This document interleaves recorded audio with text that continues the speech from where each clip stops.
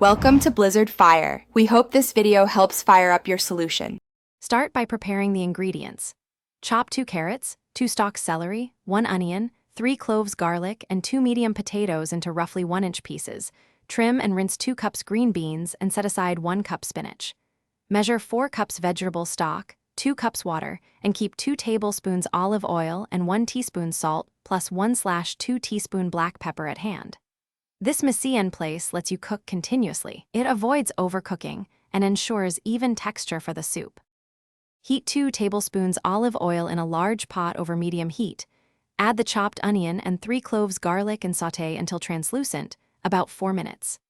Add the 2 carrots, 2 stalks celery, and 2 potatoes and cook for 5 minutes to begin softening. Pour in 4 cups vegetable stock and 2 cups water.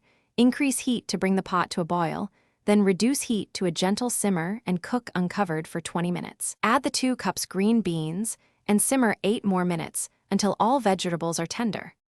When vegetables are tender, stir in 1 cup spinach, 1 tablespoon chopped parsley, and 1 teaspoon lemon juice. Taste and adjust seasoning, adding 1/2 teaspoon more salt if needed. For a creamier texture, reserve 1 cup of the cooked vegetables, blend them until smooth, and return that puree to the pot while stirring to combine with the broth.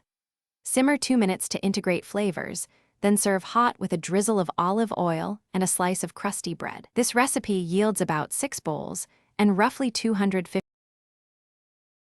Thanks for watching. If you found this helpful, don't forget to like and subscribe.